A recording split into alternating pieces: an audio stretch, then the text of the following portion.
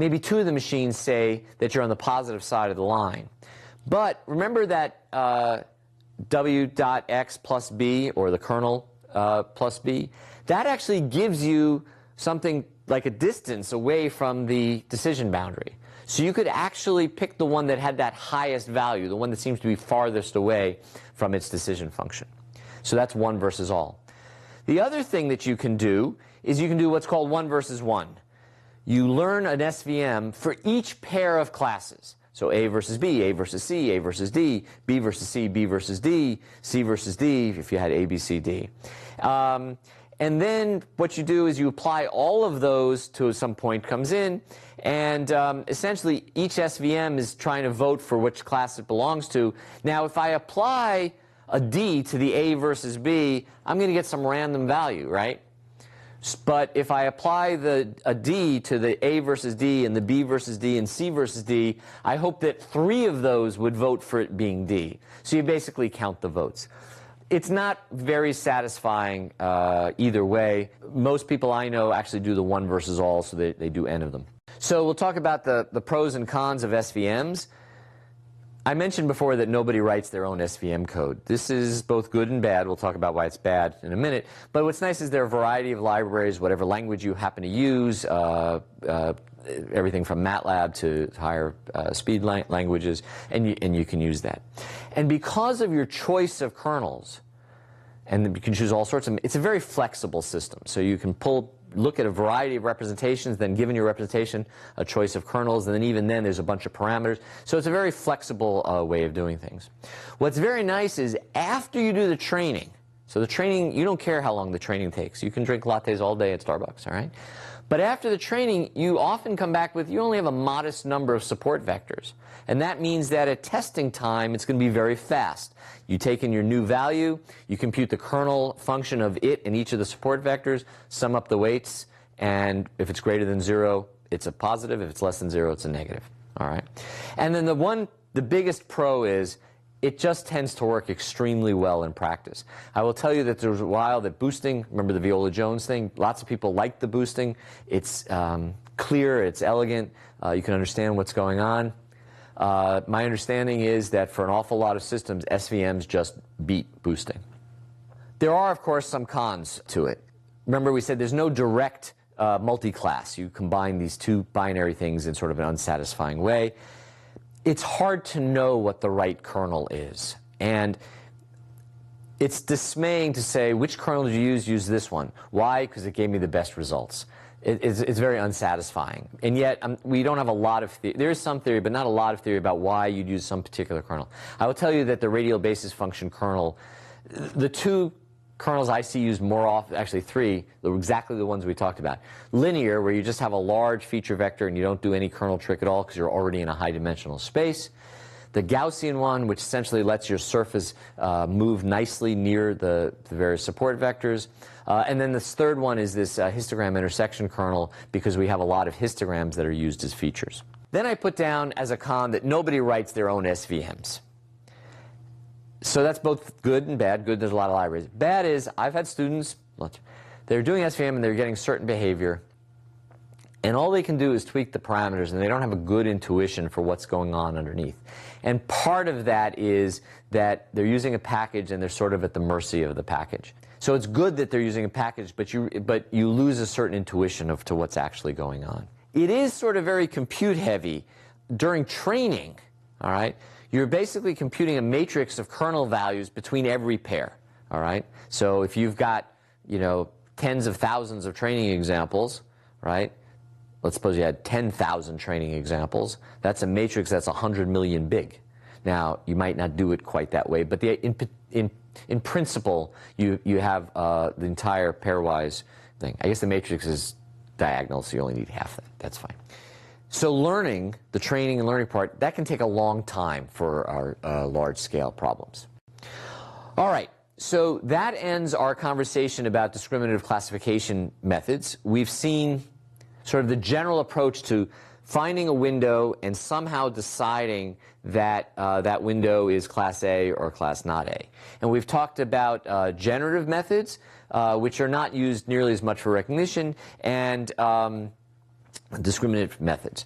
The ones we talked about were boosting and SVMs, and they have a deep history in computer vision. Recently, other methods, and we mentioned some of them, have become big in computer vision. The one that I think is really being pushed on most these days is what's called random forests.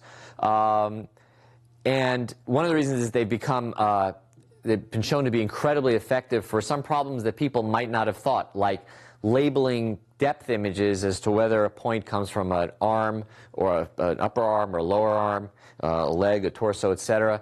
And I'll tell you, that's actually how the Kinect does its whole skeleton thing. Maybe we'll talk about that in a future lecture. But random forests are also, you actually can write your own random forest code. You might not want to because the packages will work better, but they're pretty easy to understand what's going on. So that's another method that has become big in discriminative learning. I'll also end by saying 15 years ago, when I was teaching computer vision, most of the students who took computer vision had also taken graphics. There was an interest in images and things, and so they were familiar with things like Lambertian shading and other sorts of models like that, and geometry. Much less familiar with things like feature vectors. Now there's been a tremendous shift. Because of the dominance of machine learning in computer vision, a lot of the students will take a lot of machine learning along with the computer vision. That's one of the reasons why I'm not going to go more into things like how SVMs work, boosting, etc., because if you really want to understand that, there's such a wealth of stuff you have to do that's actually a whole other course. In fact, machine learning has grown that I think the Udacity machine learning course that I know about currently is one flavor of machine learning, and then there's others, and in computer vision you're looking at the ones that work on large feature vectors. So we're going to stop here with recognition, and like I said, if you want to do more, you really want to do that in the context of machine learning classes. All right, welcome back to computer vision. If you recall last time I said that was going to end our recognition discussion when we talked about SVMs and discriminative learning. Well, I lied. Basically, what I'm going to talk about is what's referred to as a bag of words approach to doing recognition. And it was used somewhat in static images, a lot in video, but it really should follow right after doing the SVM. So you remember how we did panoramas? We basically found interesting points in an image, and we described them. We built these descriptors, these SIF descriptors. We found putative matches, possible matches between them, and then we did something like ransack or something like that in order to find the alignment. Well, we can actually do something for recognition that's related. Now, essentially, what we're going to do is we're going to do the same thing. We're going to find interesting points where these are sort of highly repeatable points that you'll find. And what we're going to talk about is describing the patches around those points, and then we're going to use the collection of those described patches as a way of generally characterizing the image for recognition. So, as we talked about before, each location in an image, so here we have different locations in an image, all right, and a bunch of different training images, and each one of these has a descriptor that, and what these curves are meant to show is that they land somewhere in feature space. So they land in the descriptors feature space. And you can imagine that you get a collection of these so that there's a whole bunch of descriptors in a given image. And then we're going to make the following assumption. And we actually made this assumption before, right? We assume that when we have points that are sort of similar in the descriptor space, that they are, or nearby in the descriptor space, that those patches are either the same patch in a new image or a similar patch. So one way of thinking about this is it's a way of just giving a description of a little bit of local content in the image. And so now if I get a new picture that comes in, right, I can say, let me find the patches in it and see if I find lots of the same local patches that were in my first image, and say, okay, if I find a lot of those, then I would know that maybe this new picture is the same thing, maybe same category, same object as the first picture. The problem, of course, is that any given picture can have thousands of patches, so a collection of different objects and different images. There could be millions of these things. And the problem is, if I come up with a new image and I find a patch in it, I have this problem of possibly having to search over millions of different patches. I have to do something a little more clever. So the question that we have to address is, if we've got these sort of thousands of features per image and maybe millions or hundreds of millions of images or patches, what's an efficient way to search to figure out which image had about the same sets of patches, or at least has a high overlap in the set of patches that I find in a new image? And what we do is we take a little bit of inspiration from other systems that have lots of little instances in them, namely things like words and indices, right? So if I've got a book, it would be really hard to find all the examples of where it says Karl Marx in that book by flipping through that book. So what do we do instead? We build an index, right? There's an index in the back. It's an efficient way to find all the pages that contain a particular word, okay?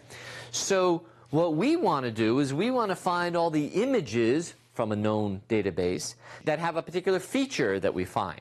So now what's going to happen is I'm going to find a bunch of features that are in a new image. I'm going to look up the different images that have those features, and maybe if I find an image that has a lot of the same features as my new image, then I say, aha, maybe it's the same kind of thing.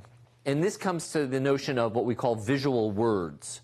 Okay, so the feature descriptors we sometimes refer to as visual words. We're going to get to code words in a minute, but the idea is that, and I think really this notion of words comes from this whole analogy with text processing, right? So we've got words are the local features, and documents are the entire image. Let's say we have 4 pages of text. Now we pull out all the individual words from these pages to make an index, just like the end of any other book. We list out the words in, say, alphabetical order. We then mark the pages on which each word was found. For instance, say ant was on pages 1 and 4, bread on 2, bus on 4, and so on. Now say you're given a test set of words: gong, fly, pepper, ant, shoe. Can you mark the most likely page this set of words came from? Okay, this is fairly straightforward. Let's use the index to tally page counts for each test word. For instance, gong appears in pages 2 and 4. Fly is in 1 and 3. Okay, we're even. Pepper is in 1 and 2, and 1 and 4. Oh, and shoe is in 1 and 3. Clearly, the winner is 1. This is a very simple and naive bag of words approach. But sometimes it works pretty well. For more realistic cases, you might have to do something slightly more complicated, like matching word distribution histograms. But the central idea remains the same for both text as well as visual words. Here's an example from Civic and Zisterman in ICCV, and the idea is that here we've carved up feature space, SIFT or otherwise, and the idea is that I've got, in this particular case, 3 different code words. Here's a particular example, so they run from real images, right? So you see one of the code words that was found, I'm going to draw an example, is basically a dark patch with a light thing sticking out of the corner, right? And these are taken from lots of different images, okay? So that's like the eyeballs that we saw before, and the idea is that all of the points here are an example of that. So you could just say, how many of these code words show up in a particular picture? At this point, I'm going to skip over a bunch of details. For example, which features are we going to use to make the code words? What size should there be? When you do a vector quantization, sometimes it'll tell you how many code words it thinks it needs, or sometimes you give it a number. We're not going to talk about that. And we're not even going to talk about the clustering or the vector quantization algorithm. Instead, we're going to focus on how would you use that in a way that relates to the SVMs that we just talked about in order to do recognition. So what we do is we're going to continue with our analogy to documents. So here I have 2 different documents. And if you take a look at the document on the left, you'll see a whole bunch of words in here, right? Sensory, brain, visual perception, etc. Nerve, image, Hubel, Weasel. Hubel and Weasel, by the way, are people who won Nobel Prize for understanding what goes on in the visual cortex of the cat. All right. And here's another document: China, trade, surplus, exports, domestic, foreign, increased trade, value. Notice that what's in the magnifying glasses are not ordered. It's just the words that happen to be in that document. It's like you stuck all the words in a bag, and that's where we get this notion of bag of words. Okay? And the goal of what we're going to talk about now is to go from object recognition and map that onto a bag of words. And in the document world, you know, one way of doing it is I have my bag of words and I say, what is the distribution of words in this document? And if I wanted to do document retrieval, I want to find other similar documents.